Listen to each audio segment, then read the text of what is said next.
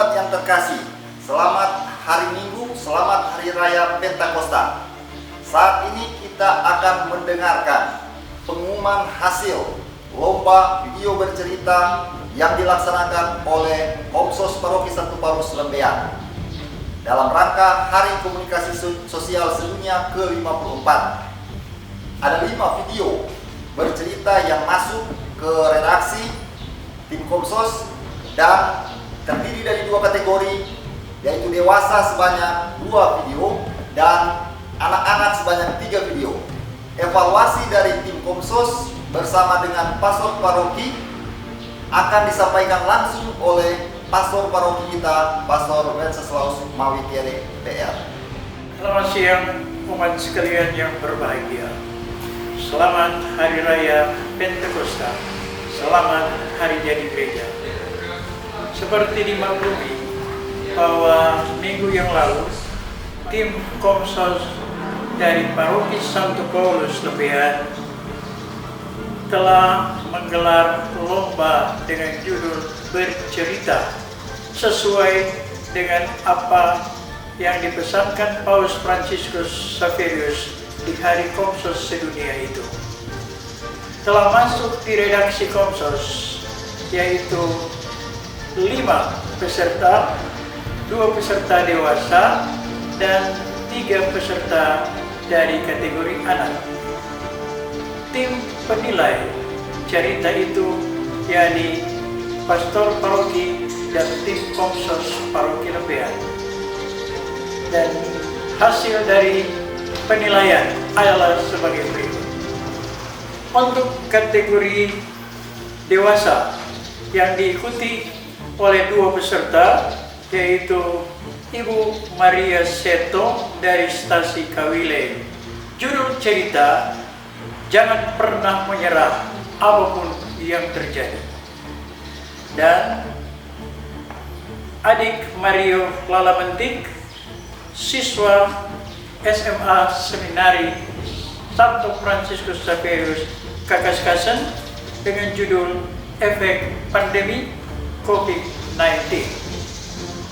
Setelah tim evaluasi berunding dari kedua karya cerita yang masuk, maka kami mengemukakan beberapa hal yang perlu diperhatikan. Peserta pertama dari kategori dewasa adalah Ibu Maria Seto dengan judul Jangan Pernah Menyerah Apapun Yang Terjadi. Dalam bercerita yang dilengkapi dengan ilustrasi gambar-gambar kehidupan keluarga di rumah sangat menarik. Begitupun tantangan-tantangan yang dilukiskan sangat menarik dan tentu juga mengalami masalah-masalah yang lebih lama masa COVID-19 ini berlangsung terasa lebih berat. Ada kata putus asa yang keluar dari mulutnya, tidak terlalu cocok kalau dengan judul apapun yang terjadi kita tidak pernah menyerah. Memang akhirnya Ibu Mary mengomentari kita semua berdoa dan bekerja dan menampakkan semangat optimistis Kristiani. Tetapi sebenarnya tidak pernah harus putus asa.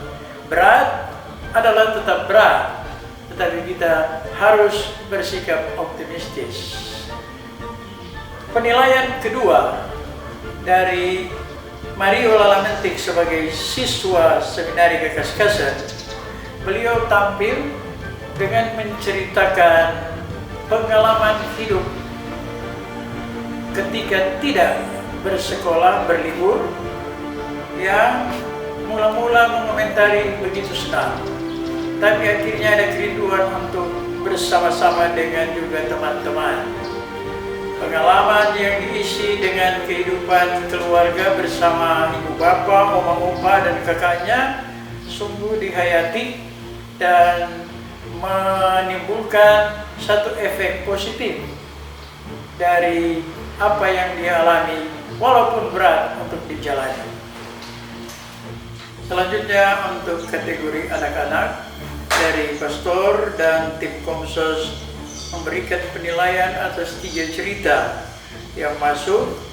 Yang pertama dengan judul Stay at Home, dibikin asik saja, dari Elizabeth Mantiri, cukup baik. Juga mendidik teman-teman supaya juga selama masa libur bekerja dan boleh mengisi keterampilan-keterampilan sehingga boleh menjadi bekal juga untuk hari esok nanti.